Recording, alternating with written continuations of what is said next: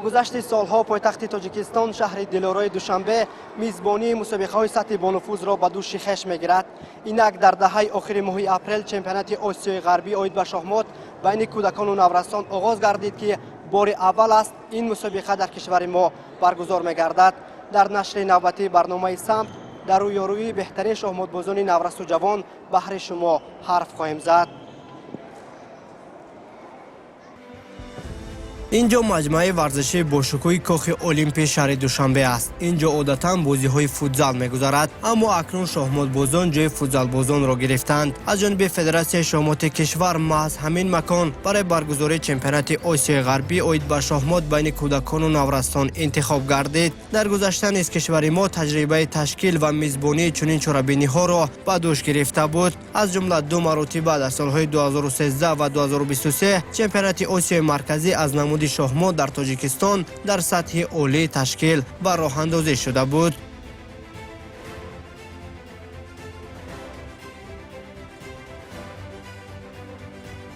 بار اول در دوشنبه چمپیونات آسیای غربی شده ایستاده است و البته این چمپیونات بازیگران بهترین کشورها را در خود جمع نموده است و من اطمینان کامل دارم که در اینجا بازی‌های خیلی خوب، دلکش، جذاب می شود و از روی طلبات نظام همین مسابقه آن نفرهایی که در 16-18 اشتراک میکنند همون عنوان بین الخلقی میگیرند.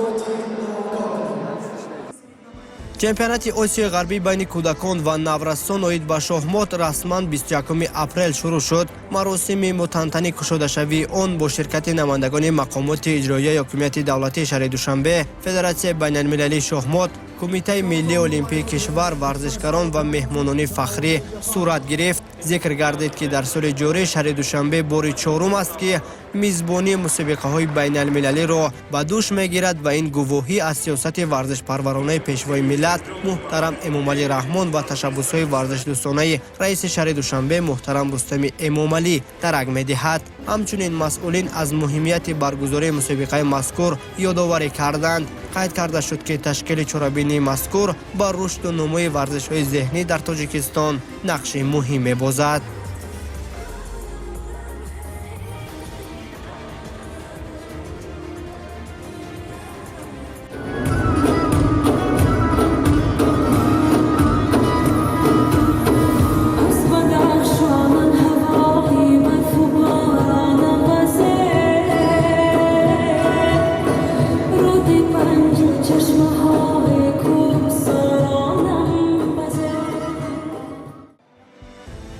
این چرابینی مهم ورزشی بهترین شахماتبازان منطقه را که شمارهشان زیاده از 400 نفر را تشکیل میداد جمع آورد. عادتا اینجا آنهای هنر و مهارت خود را نشان دادند که قدم‌های اولین خود را در مسابقه‌های بین المللی می‌گذارند. چون این چرابینی ها پول می‌گردد بین شахماتبازان نورست و مسابقه‌های سطح بلندتر. شахماتبازان از کشورهای تاجیکستان، هندوستان، ایران، قزاقستان، قرقیزستان، روسیه، مالدیو، ترکمنستان، هندوستان، نماینده‌های فدراسیون بین المللی شахمات، شریلانکا، کویت و امارات متحده عرب در مسابقه میانی هم مبارزه ذهنی بردند.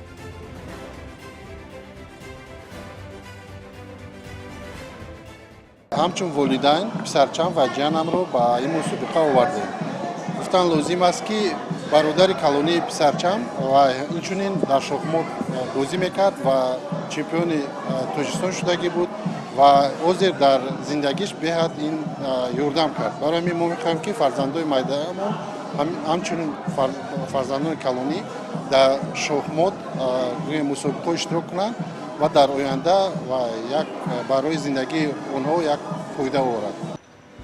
چمپیونات آسیای غربی آید به شахمات بین کودکان و نورستان از روی سه نمود рапид, блиц ва классикӣ дар ҳайати даставӣ ва инфиродӣ доир шуд. иштирокчиёни мусобиқа дар 6 сину сол шоҳмотбозони то 6, 8, 10, 12, 14, 16 ва 18 сола барои касби мақомҳои ифтихорӣ рақобат карданд. чемпионат аз ҷониби намояндагони федератсияи байналмилалии шахмот ва федератсияи шахмоти осиё пурра назорат карда шуда сатҳи доварӣ таҳти санҷиш қарор гирифт. ба иттилои масъулин зиёда аз 20 довари дараҷаи байналмилалӣ дар ин чорабинии бузурги сатҳи қоравӣ фаъолият доштанд.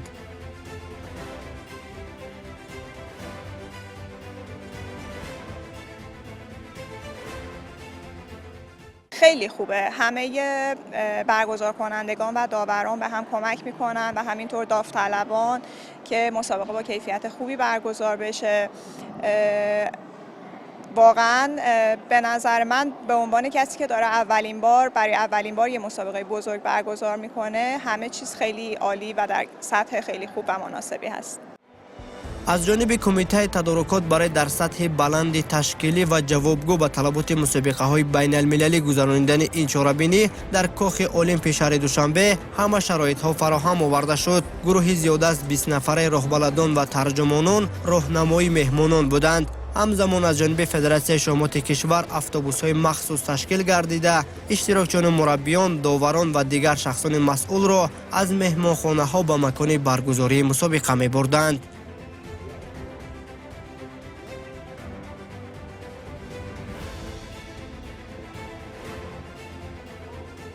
Вообще шахматы мне даже с самого раннего детства, еще когда мне было всего лишь 4 года, понравились. Они были у моего дяди. И потом позже уже, когда мне нужно было определяться, какое хобби, спорт, я решила выбрать вот именно шахматы. Шахматы мне дало очень много возможностей. Во-первых, это путешествие, это звание, также это, разумеется, хорошие призовые фонды. Оплачивание. Первый раз, да, приехала, мне уже очень понравилось, даже вот с аэропорта. Здесь жители очень гостеприимные, дружелюбные, всегда открыто общаются. Мне очень нравится. طبق مقررات در روز نخست مسابقه شахматбозон از نمود رپید یا خود شахмати زودبازی به هنرنمایی پرداختند. رقابت‌های این رشته همگی یک روز دوام کرد. با گذشت دور به دور هر یک اشتراکچی برای کسب امتیازها مبارزه می‌برد، زیرا غالبان بر اساس خال‌های صاحب شده خویش امکان غالب شدن را پیدا می‌کردند.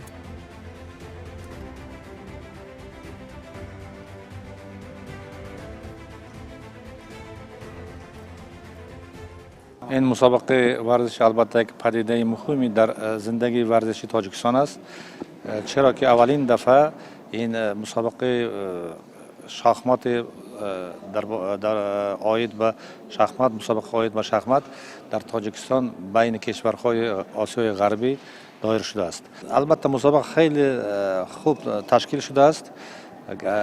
گاستینس، خوراک‌ها همش در سطح جهانی است. و فکر میکنم که همه میهمان نوازی تاجیکی را احساس کردیم. البته من از ازبکستان هستم.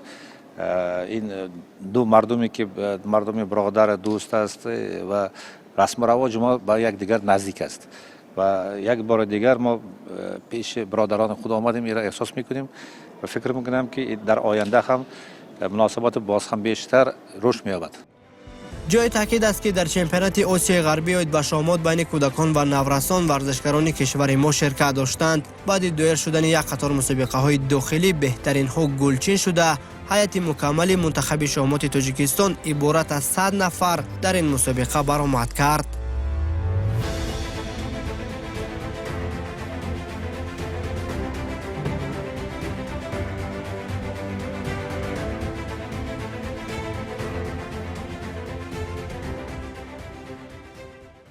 Я занимаюсь уже 8 лет в шахматы. Мне очень нравится заниматься шахматами. И я пришла на этот турнир, чтобы поучаствовать первый раз.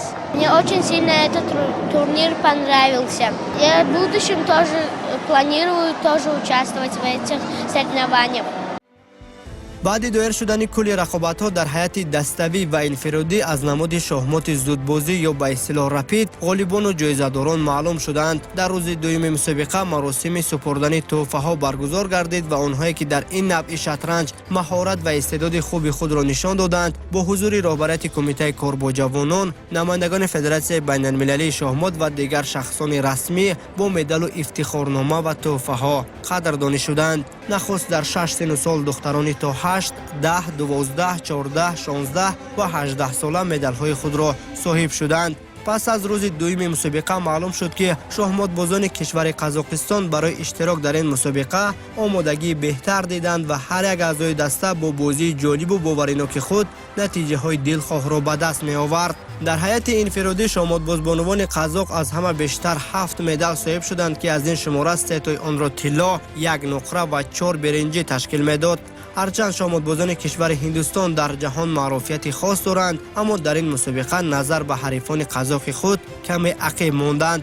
дар умум ба шатранҷбозбонувони ҳиндустонӣ 5 медал аз ҷумла 1 тилло, 3 нуқра ва 1 беренҷӣ эҳдо гардид. баъдан шоҳмотбозоне ки зери парчами федератсияи байналмилалии шоҳмот баромад намуданд ба гирифтани 3 нишон, 2 тилло ва 1 нуқра шарафёб гардиданд. мутаассифона дар ҳайати инфиродӣ аз намуди шоҳмоти зудбозӣ миёни духтарон ягон варзишгари тоҷик барандаи мақоми ифтихорӣ нашуд. ҷиҳати баланд бардоштани ҳунару маҳорат ва услуби бозигузорӣ мураббиёни кишварро зарур аст ки бо шоҳмотбоздухтарони кишвар боз ҳам бештар кор кунанд ва онҳоро барои мусобиқаҳои минбаъда хубтару беҳтар омода намоянд.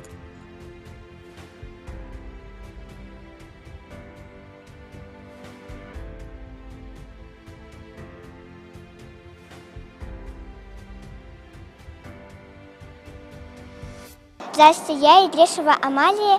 Я из Казахстана, города Астаны. Я забрала 1 место по рапиду. Мне очень нравится, тут очень вкусно кормят. И спасибо нашим организаторам за такой хороший турнир. Здесь собрались сильнейшие игроки, и в конце турнира выясним, кто сильнейший. Well, I came here for my chess tournament. салом, мусобиқа бо кайфияти хуб ҷараён дорад. хеле хушҳолам ки барандаи зинаи ифтихорӣ, яъне ҷои дуюм шудам. тоҷикистон ба ман писанд омад. идома ғолибони чемпионати осиёи ғарбӣ аз риштаи шоҳмоти зудбозӣ дар ҳайати инфиродӣ байни писарон бо тӯҳфаҳо сарфароз шуданд. хушбахтона шатранҷбози наврасу умедбахши кишвари мо Пайрав Қодирӣ миёни иштирокчиёни то 14 сола сазовори нишони нуқра гардид. зинаи сеюм дар ин сину сол насиби Максим Демченко, намояндаи федератсияи байналмилалии шоҳмот шуд. медали тиллоро бошад Алдияр Жундай, варзишгари Қазоқистон, ба даст овард. давраи хурдӣ ман ба шоҳмот шавқи зиёд доштам ва чемпиони ду каратаи тоҷикистон байни занон ва духтарон шуда будам дар давраи донишҷӯӣ.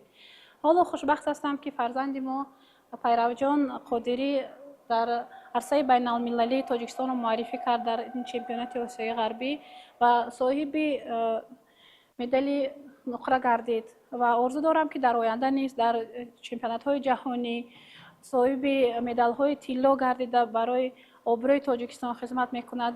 Я горжусь тем, что занял 2 место под флагом Таджикистана. Буду стараться в будущем занимать еще лучшие места, еще более сильных турниров. қобили қайд аст ки миёни писарон аз намуди шоҳмоти зудбозӣ дар ҳайати инфиродӣ шумораи зиёди нишон аз ҷумла 7 медал, 4 тилло, 2 нуқра ва 1 беренҷӣ ба кишвари Қазоқистон рафт. шоҳмотбозони узбек бошад 5 нишон, 2 тилло, 2 нуқра ва 1 беренҷӣ соҳиб шуданд. баъдан варзишгарони кишварҳои Ҳиндустону Эрон низ дар ин навъи бозӣ ба сабаби дастовардҳои худ медал ворид намуданд, аммо хело кам.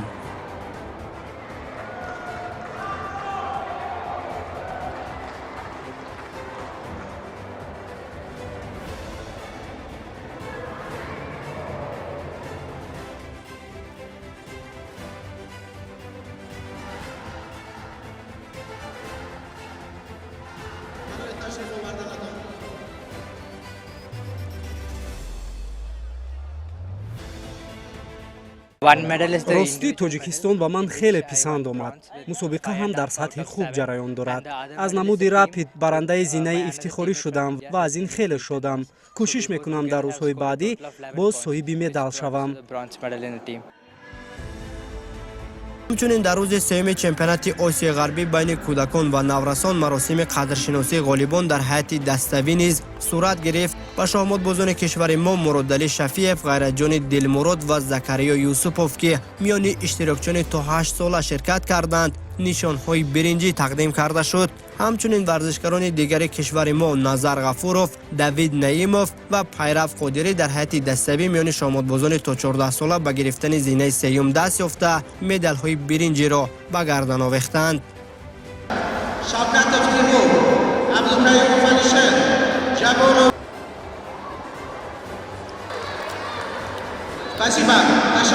مسابقات اوید به شاهمات زودبازی یعنی که رپید انجام رسید و خوشبختانه در رشته انفرادی میان پسران 14 ساله پیرو قادری بین پسران 14 ساله سزاوار جای دوم گردید. ما کوشش میکنیم که هم در رشته شاهمات معمولی یعنی که استاندارد یعنی که کلاسیکی مینامند و شاهمات برخور بلیتز نیز مدال به دست بیاریم. نماینده های کشور قزاقستان در این مسابقه خیلی خوب درخشیدند. در هیئت دستوی نیز از نمود رپید بیشتر مدال ها نصیب ورزشکاران آنها شد. 4 مجموعه نشان های زرین در 4 سن و سال نصیب شطرنج بازان قزاقستان گردیده، همزمان میان اشتراکداران تا 16 ساله مدال نقره را نیز آنها به گردن آویزان کردند. 2 مجموعه نشان های طلا به طور دستوی به کشور ازبکستان رفت. اینچنین همسایه کشوران ما در 4 سن و سال برنده زینه دوم شدند. شاهمات بازان کشور هندوستان و قرقیزستان، ترکمنستان و نماینده های فدراسیون بین المللی شاهمات باشد تنها به گرفتن مقام سوم موفق گردیدند.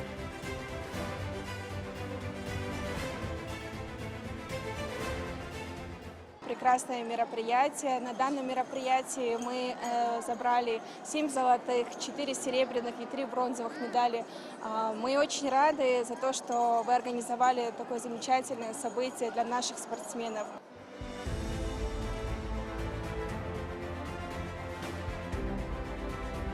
سپس مراسم قدرشناسی در هیئت دستوی میان بانوان صورت گرفت. بین اشتراکچیان تا 10، 16 و 18 ساله زینه اول نصیب ورزشکاران قزاقستان گردید. نماینده های تا 8 ساله این کشور نشان نقره و شاهمات بازان تا 10 ساله این دسته مدال برنجی به دست آوردند. بعدا شطرنج باز بانوان ازبکستان در هیئت تیمی صاحب 6 مجموعه مدال ها، 1 طلا، 2 نقره و 3 برنج شدند.